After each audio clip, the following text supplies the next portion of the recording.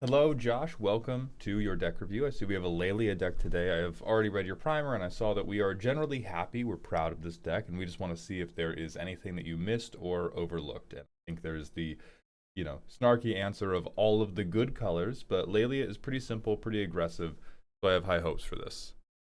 We have Lelia, 3 mana. I'm going to attack, I'm going to exile, I'm going to put a bunch of counters on this bitch. We have 16 creatures, 13 instants, 9 enchantments. These mostly look like the correct how do I exile thing from top of my library. Let's get into it. Bergie fucked up and evil, especially the backside. Okay. Greedy fun times. I see you. Oh, that's cute. Exile cards from your graveyard. Does Lelia I think you might be the first person I have ever seen utilize the graveyard exile clause on Lelia. That's cute. And then I guess you can, like, shock out blockers. Yeah, that's adorable. Inti, crazy fucking good card that kills people. Kami of Celebration, crazy good card that kills people with Lelia. Caddis, good for commander.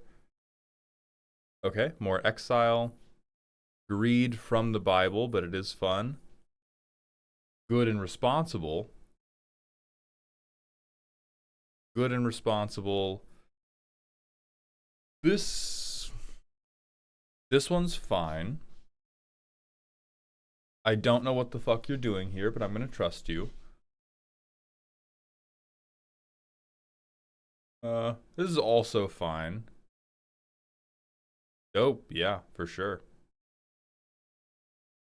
Greed from the Bible, but well, actually, no, not with Lelia. This is actually okay. I think the 16 creatures is a good enough charcuterie board of your deck that we can stop and talk about the first like philosophy thing with Lelia. Most commander decks, especially mono red, want to be high speed. With Lelia, there exists a very specific problem where the speeds you can go is like if you imagine a dial from 1 to 10, you can go 1, 2, 3, 4, 5, or 10 and just kill people instantly. And Cascade is usually how you go to 10, right? Because anything that says Cascade or Discover, for people who don't know Lelia, anything that says Cascade or Discover, each card you exile is a separate Lelia trigger, because the way Cascade and Discover works is they are exiling a card and then checking if it meets the condition of stopping Cascade or Discover. And then if it doesn't, it exiles another card, but it's all technically one at a time. A lot of War Doctor decks use this to great effect at shooting you with a cannon. So all the stuff that's like Tectonic Giant, right? That's more in the 1 through 5 zone. Stuff like Wild Magic Sorcerer, it's not necessarily a 10 by itself because it's not just a Cascade spell, but it's setting you up to Cascade, which depending on how your Lelia deck is built, like most of the Lelia decks I run into in Brawl are designed to get Lelia out, and the turn after Lelia gets out to Cascade through their entire deck, fail to find, and have a like 90-something, 90-something. And so I do think there is a decision you should make about whether you want to occupy 1 through 5 or whether you want to occupy 10. Wild Magic Sorcerer by himself definitely doesn't push you to 10. Because again, I doubt you have built the curve to abuse this. I doubt you are planning like, oh, I'm going to Wild Magic Sorcerer with a 2-mana spell, and then I'm going to hit nothing, and then Lelia is going to kill you. Maybe that happens by pure happenstance in the middle of a game, and it's very fun. But when it comes to, is there anything I may have missed to make this efficient and lethal, I do just want to check in with you that this is a deliberate avoidance of doing the Cascade trick and not an accidental, oh, I didn't know it worked that way. So we have Blasphemous Act, Chandra's Ignition. Very, yeah, very good. Embrace the Unknown. Totally great. Glimpse the Impossible, Ignite the Future. So a million ways to exile more stuff off the top of our library. I do like that quite a lot. One. God, every red player really keeps this thing strapped to their thigh. You guys never heard of any. You got Blasphemous Act, you got Vandal Blast, and if it does not have Blast in its fucking name, y'all don't know about it. That's great. That's beautiful. Oh no, we have lightning bolt too. My fault. And chaos warp. Ooh, and a braid. You're bringing out all the hits. All right, so we have a little bit of interaction. A lot more exile. I do like that we have redirects. Those are going to be very, very important for you. That's a funny little, yeah, that's a funny little board wipe.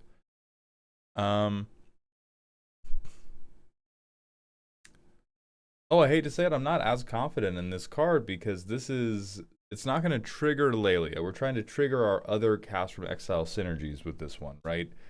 I'm not certain that we have enough that we would rather delay the board wipe by a turn and then overpay for it versus just casting a better one if it's not going to work with Lelia and it's only going to work with like, it'll trigger Kami, it'll trigger Nalfeshni, and Party Thrasher can enable it because we can convoke with it. And Wild Magic Sorcerer. So that's 4 cards in the whole deck that works with on my first look. Maybe yeah, library and or graveyard. So the Foretell here doesn't do anything. I mean, maybe it's modal. Maybe that's good enough for you. If you're playing into tables where you regularly have to make a choice between like wiping tokens and wiping, you know, the utility creature player, then you can keep going with it. Sure. Oh yeah, this is really good. This is doing the same thing as like Cascade, but with non-land instead of mana value. Beautiful, beautiful.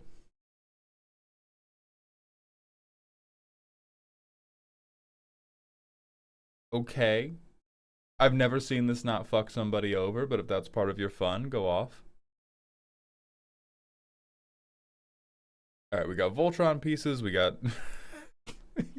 we got terrible no good mana rocks. I do agree with your decision to ramp on 2 mana because the last thing you want to be doing, if you are an aspiring mono red player, if you are an aspiring Lelia player or an aspiring Voltron player, the last thing you ever want to be doing is ramping to your commander's exact mana and then tapping out to play them. If you have a commander who is going to be threatening, you always want to be ramping such that you can play them with 1 floating mana to then protect them.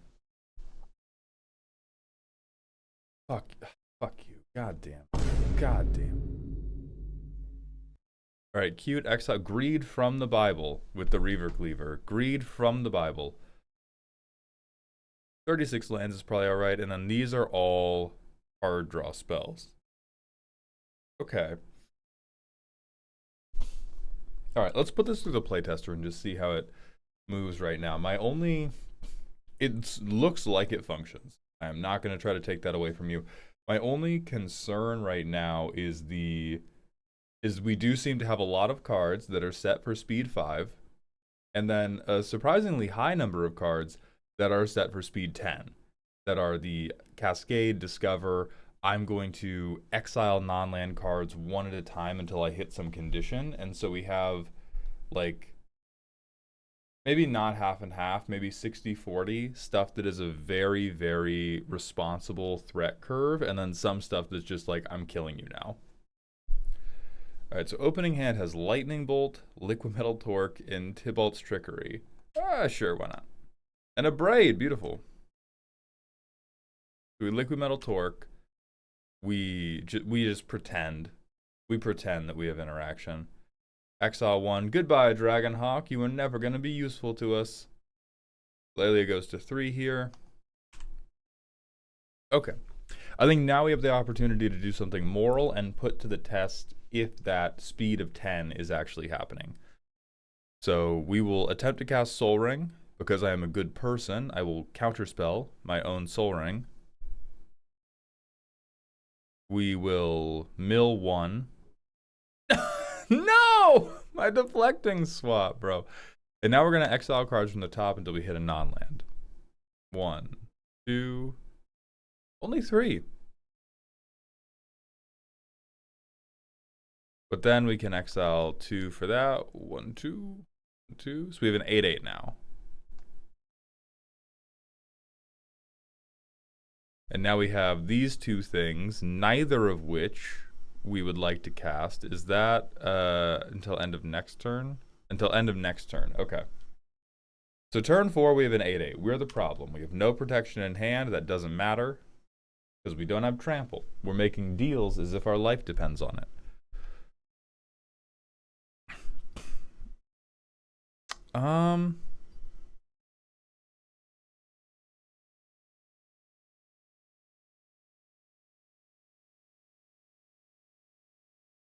So we play the exile draw engine.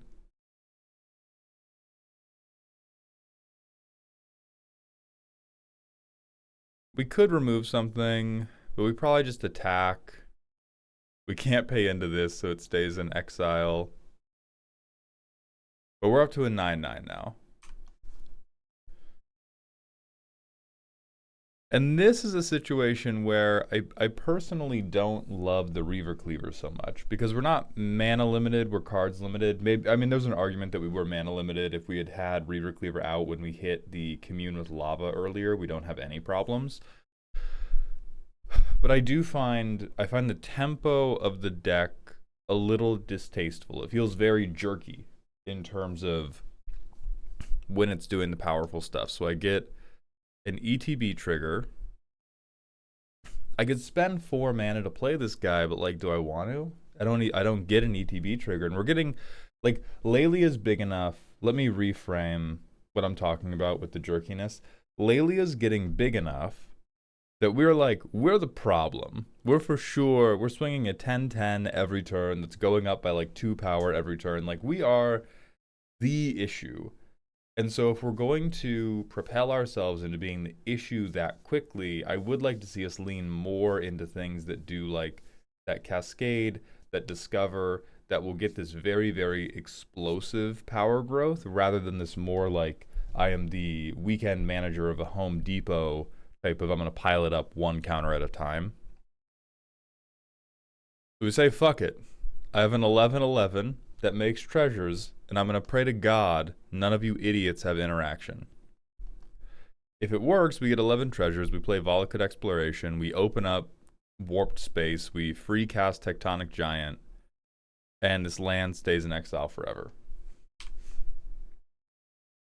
Land, exile, exile, up 2. Would have been, I think, up a 3rd. The exact count at this point doesn't matter. Lelia big. Now we can Commander's Plate, which probably matters more. I would pay the actual cost for that. 3, 4. We'll pay this. 1, 2, 3. We probably free cast Kami of Celebration.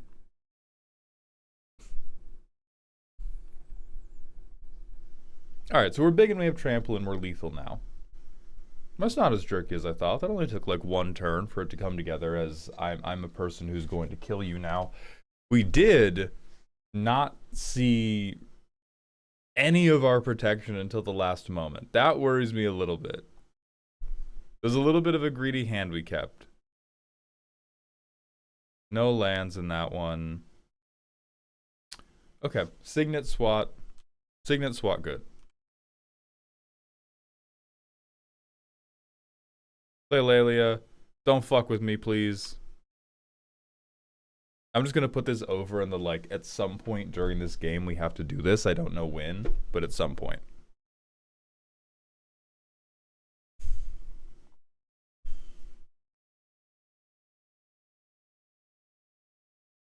I would have had. That's for last turn. Shut up.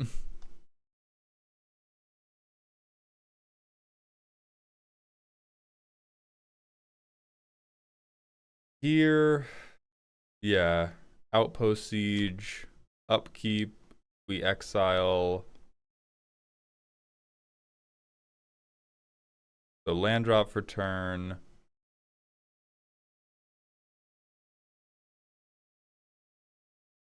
Ketis, just to grief people into blocking. Ooh, Wild Wasteland.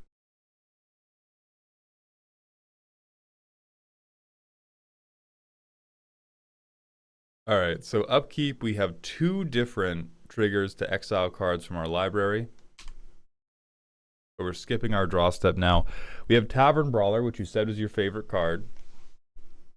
I'm inclined to agree with you.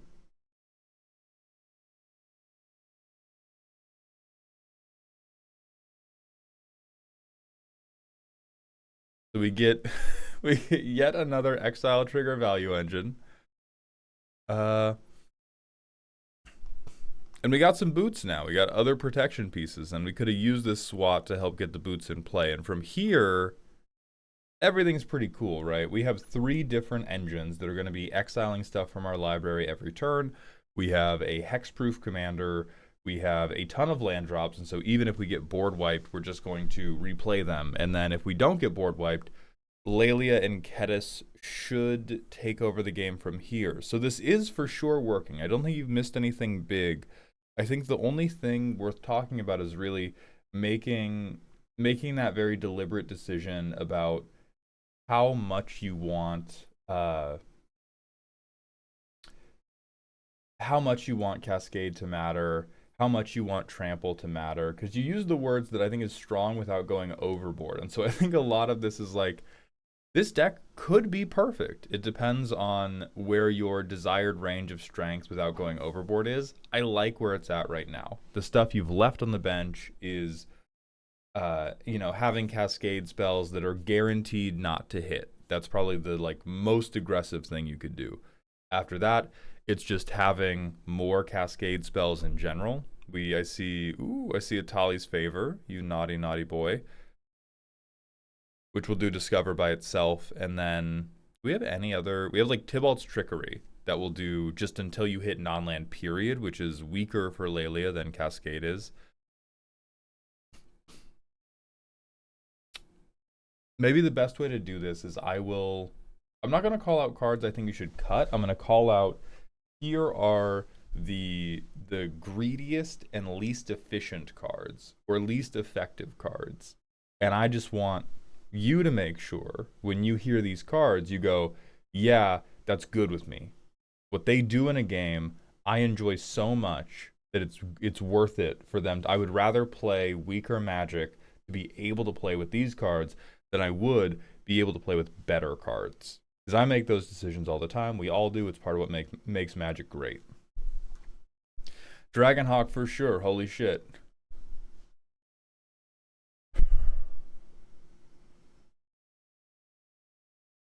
Nalfeshni for sure. Holy shit.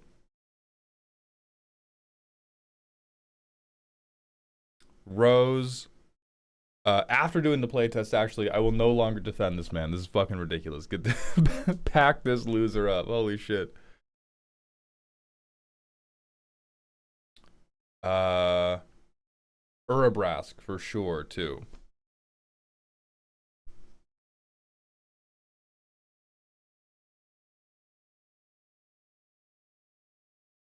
I think most of your instants are okay.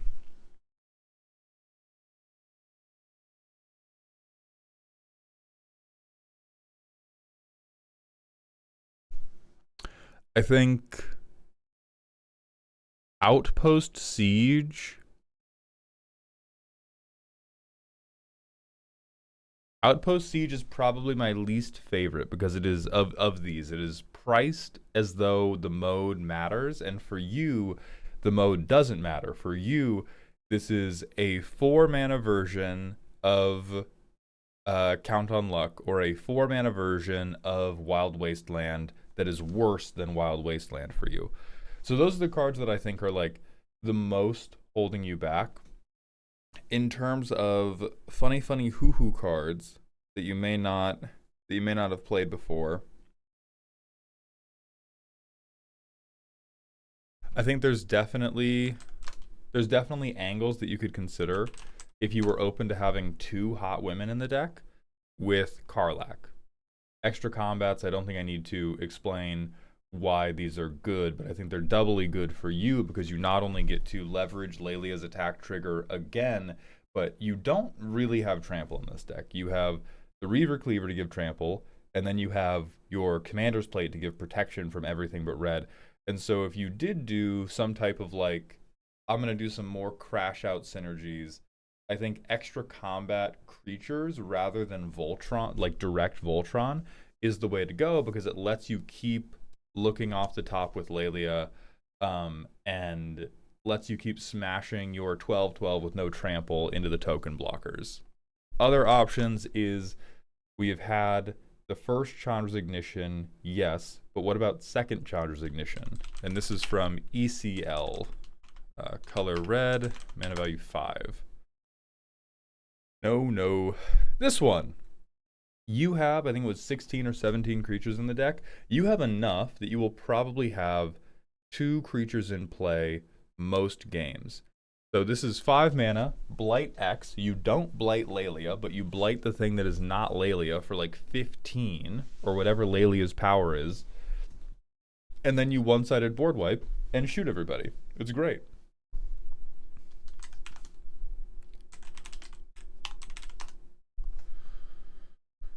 Yes, this does do what I thought it did. So maybe recommendation for that one enchantment I didn't like, Kate Sith. They are 4 mana, exact same mana, and they do what Tavern Brawler does. So if you really love Tavern Brawler, boom, here is your second copy of Tavern Brawler in the deck.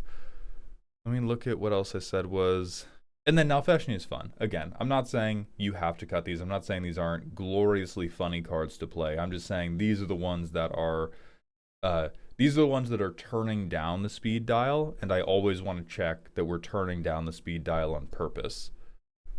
Other...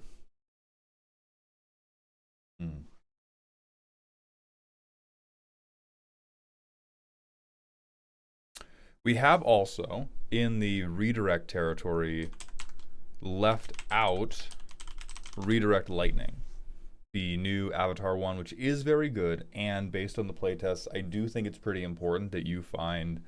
You don't necessarily have to have it in your opening hand, but you like definitely have to find a redirect over the course of the game if you don't want to go in pretty heavily on trample.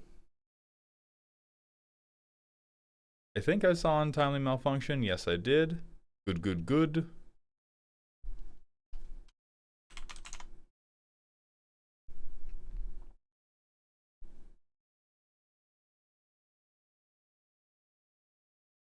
These are all very expensive.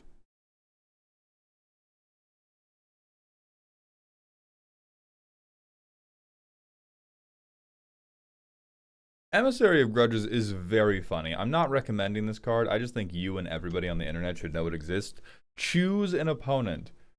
But for the cost of revealing who you chose, choose new targets for a spell or ability if it's controlled by the chosen player, and if it targets you or a permanent you control. You can only activate it once. That is hilarious.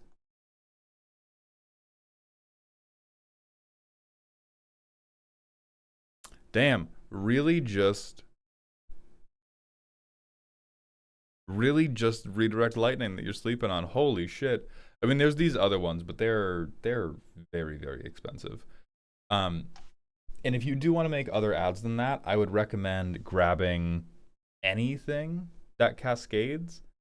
Anything that cascades or discovers, because those are the ones that are likely to go like, okay, this spell represents putting 5 counters on Lelia, putting 10 counters on Lelia. That represents the like explosive hyperbolic time chamber training period. But overall, I think the deck is very good. And based on your primer, it's very possible that you don't need those things because this is right where you do want it to be. But if it's not, consider what I've told you, and I hope you enjoyed.